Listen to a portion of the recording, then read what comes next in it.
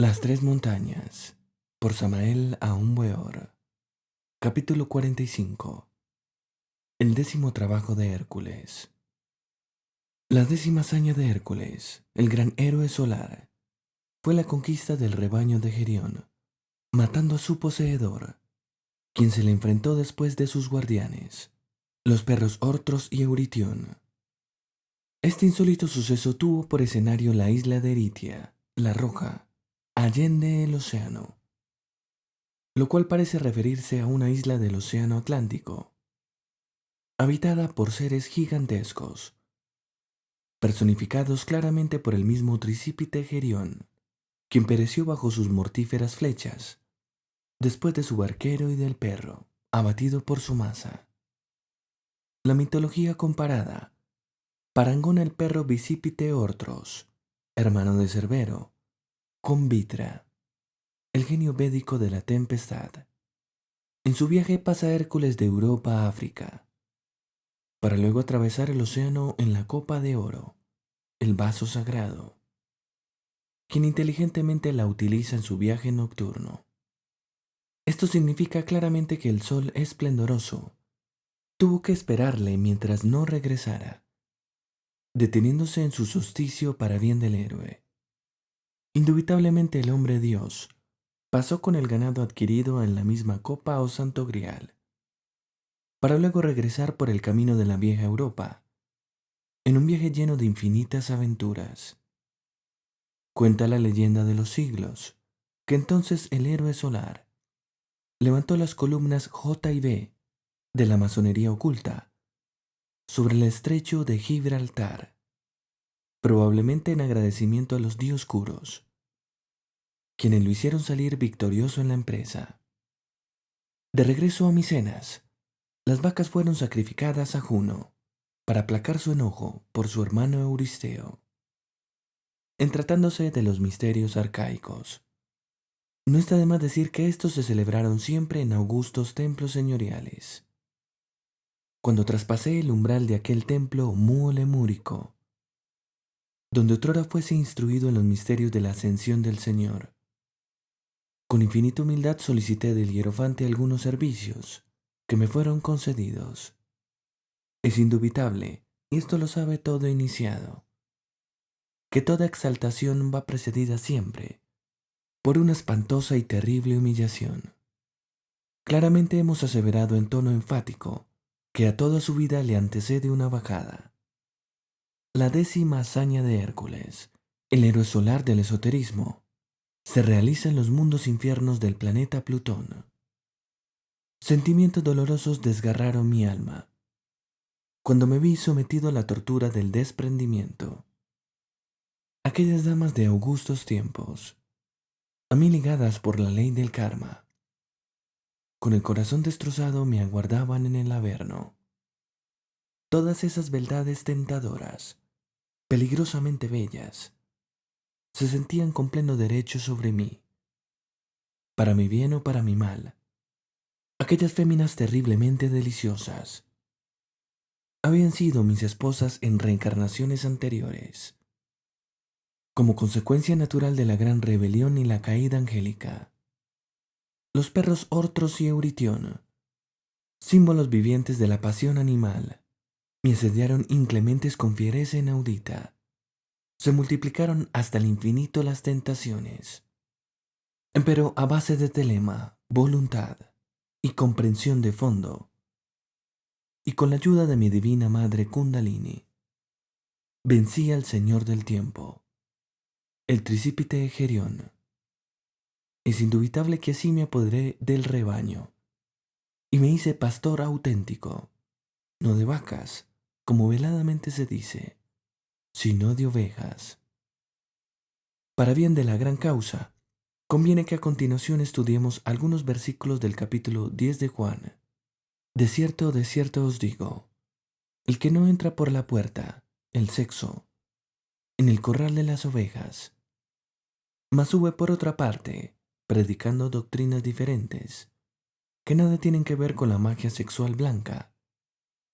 El tal es ladrón y robador, se hurta las ovejas y se las lleva al abismo. Nosotros salimos del Edén por la puerta del sexo. Solo por dicha puerta podemos volver al Edén. El Edén es el mismo sexo. Mas el que entra por la puerta, el sexo, el pastor de las ovejas es. A este abre el portero, y las ovejas oyen su voz, y a sus ovejas llama por nombre, con el verbo íntimo, y las saca. Se las lleva por el camino del filo de la navaja. Y como ha sacado fuera todas las propias, va delante de ellas, y las ovejas le siguen, porque conocen su voz, su verbo.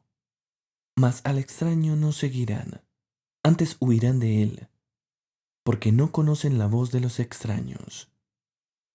Los falsos pastores no poseen el verbo. Esta parábola les dijo Jesús, cuyo significado es Salvador, mas ellos no entendieron qué era lo que les decía. Es evidente que tras de la letra que mata está el espíritu que vivifica. Volvióles pues Jesús, el Salvador íntimo, a decir, de cierto os digo, yo soy la puerta de las ovejas. No está el poder en el cerebro, ni en ningún otro lugar del cuerpo, sino en el sexo. Con otras palabras, aseveramos lo siguiente.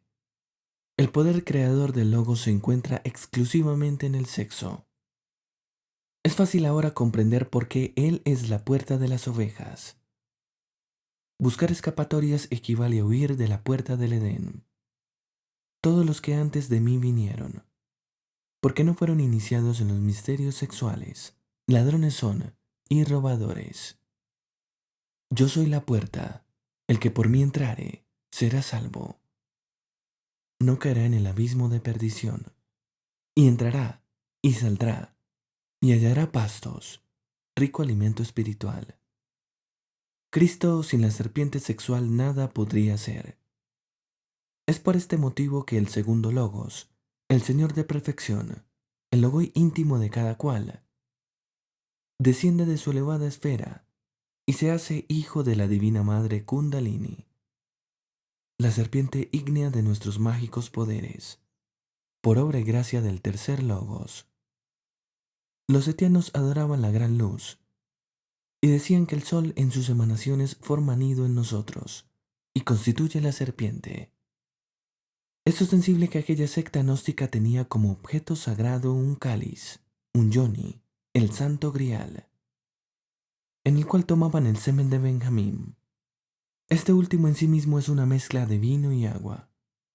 Indubitablemente jamás falta sobre el altar de los nazarenos gnósticos el símbolo sagrado de la serpiente sexual, la fuerza, el poder que acompañó a Moisés. Fue la serpiente sobre la vara, que luego se convirtió en vara misma. La serpiente fue ciertamente la que habló a las demás serpientes y la que tentó a Eva.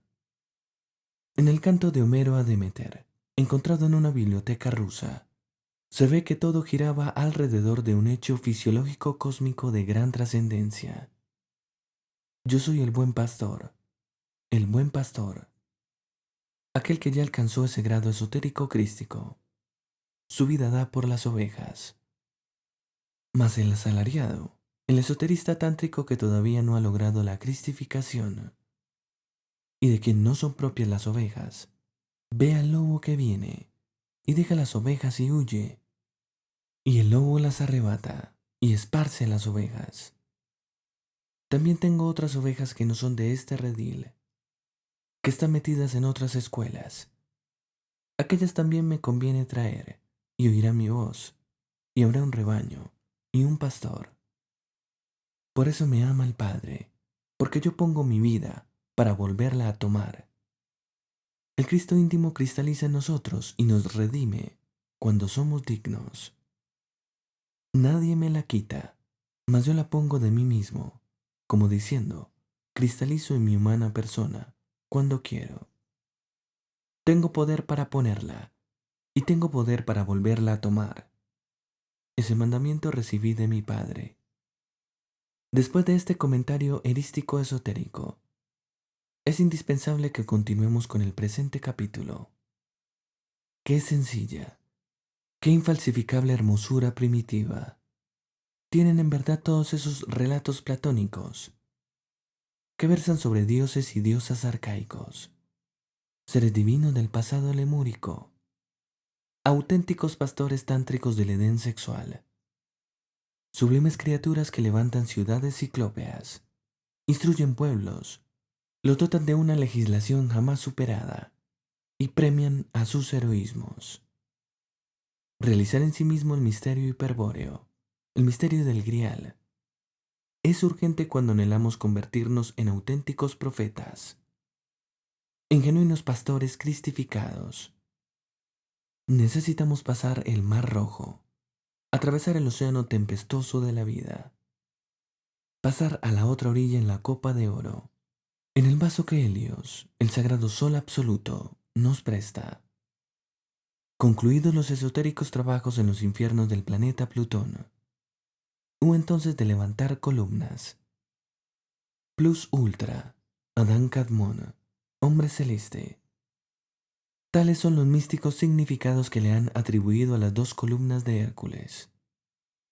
Aquel evento cósmico humano fue precedido por la desencarnación de mi esposa sacerdotisa Litelantes. Incuestionablemente ella, en sí misma, era ciertamente el único nexo kármico que en este valle doloroso del Sansara me quedara. Yo la vi alejarse de su descartado vehículo lemúrico, vestida ciertamente de riguroso luto. Adán Eva es indubitable el significado más secreto de las dos columnas de Hércules. Reconciliación con lo divinal resulta urgente, inaplazable, impostergable. Tú lo sabes. Levantar columnas es reconciliación, regreso de la pareja original, vuelta al Edén. Necesitamos retornar al punto de partida original, volver al primer amor. Eso es indiscutible, irrefutable, irrebatible. En los arcaicos misterios del continente Mu Lemuria, yo hube de vivenciar el crudo realismo de esto en bodas paradisiacas, edénicas. Entonces recibí por esposa a una gran iniciada. Quiero referirme en forma enfática a la otra mitad de la naranja, a mi Eva particular primigenia. Así levanté las dos columnas de Hércules. En plena mesa del festín me hallaba, acompañado dichoso por la nueva esposa y muchos altos sacerdotes. Litelantes entonces atravesó el umbral de la regia sala. Vino desencarnada a presenciar la fiesta. Así, oh dioses, fue como restablecí al segundo Logos, al Cristo cósmico, en el santuario de mi alma.